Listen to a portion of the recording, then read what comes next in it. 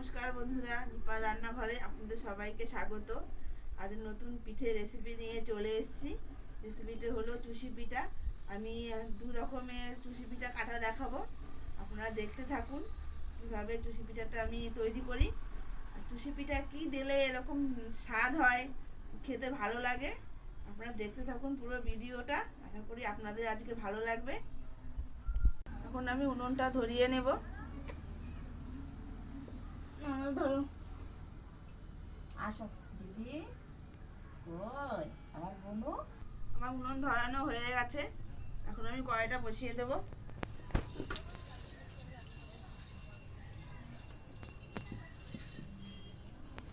এখন কড়াইতে অল্প জল দেব।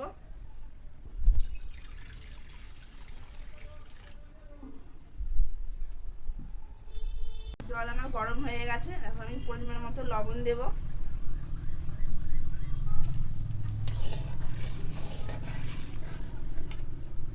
এখন আমি অল্প অল্প চালের গুঁড়া দিয়ে ডোটা তৈরি করব।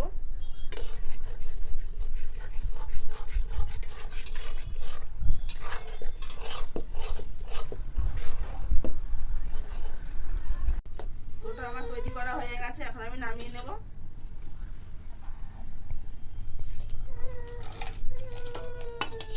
ডোটা আমার ঠান্ডা হয়ে গেছে। এখন ভালো করে মেখে নেব।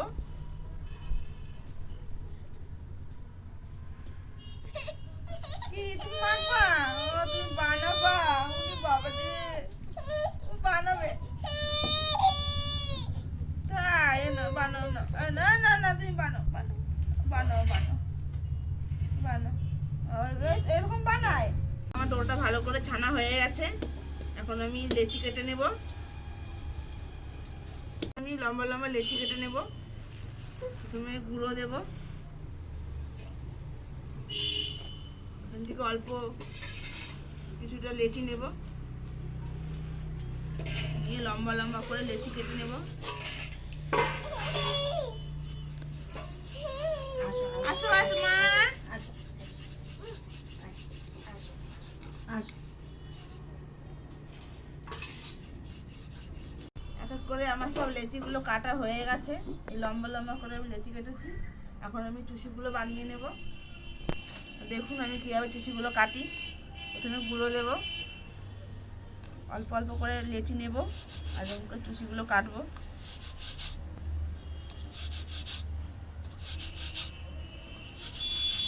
বন্ধুরা, আমার হাতের দিকে তাকিয়ে আমি কীরকম করে পিঠেগুলো কাটছি, আপনারা বাড়িতে চেষ্টা করলে আপনারাও পারবেন।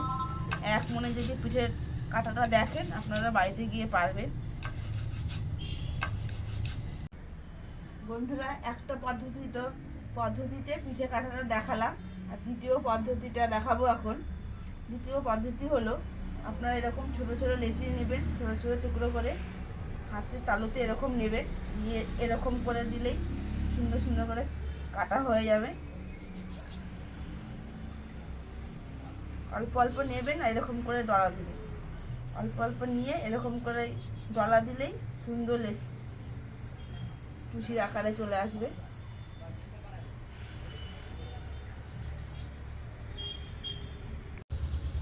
বন্ধুরা, আমার দুই পদ্ধতিতে চুষি কাটা কমপ্লিট। আমার দেখুন এখানে এক থালা চুষি হয়েছে। আপনারা বলবেন চুষি কাটাটা কীরকম হয়েছে। আমি আবারও কড়াই বসিয়ে দিয়েছি। এখন আমি চুষিটা রান্না করব। তার জন্য আমি এখানে দুধ দিয়ে দেব।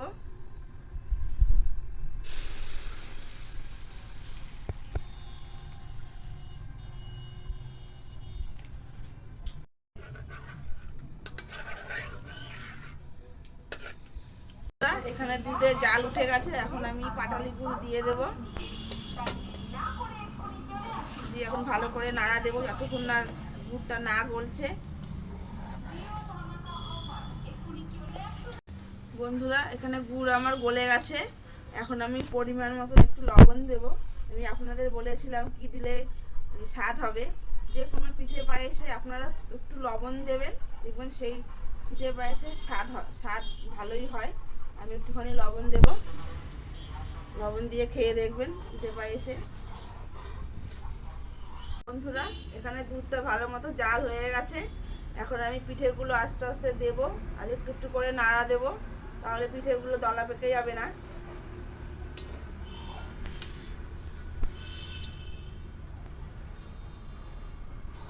এইভাবে আমি সব পিঠেগুলো দিয়ে দেব।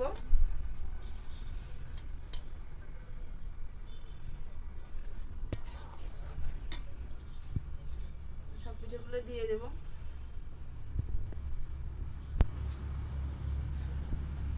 বন্ধুরা, পিঠেগুলো কি সুন্দর ফুটছে, আর দেখুন একটা পিঠেও ভাঙেনি, সব পিঠেগুলো আস্ত রয়েছে।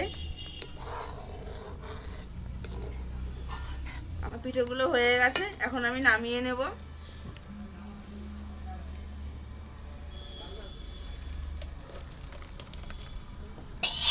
আমার পিঠেগুলো কত সুন্দর হয়েছে, আপনারা দেখে বলবেন পিঠেটা আমার কেমন হয়েছে।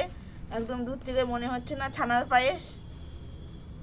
তো বন্ধুরা, আমি কত কম সময়ে যে একা হাতে সব পিঠেগুলো কেটে দেখিয়েছি। আপনারা বাড়িতে ট্রাই করবেন, আপনাদেরও পিঠে এরকম সুন্দর হবে। আমার এই পিঠের রেসিপিটি আপনাদের কেমন লাগলো অতি অবশ্যই আমার কমেন্ট বক্সে জানাবেন। আর নিপা রান্নাঘর চ্যানেলটিকে সাবস্ক্রাইব করে একটা লাইক দেবেন। আর আপনারা কীরকম ভিডিও আমার থেকে চান সেটাও আমার কমেন্ট বক্সে জানিয়ে দেবেন। এরপর থেকে আরও নতুন নতুন ভিডিও আসবে আমার চ্যানেলে, আপনারা দেখতে থাকবেন। আজ এখানেই রাখছি, টাটা, বাই বাই।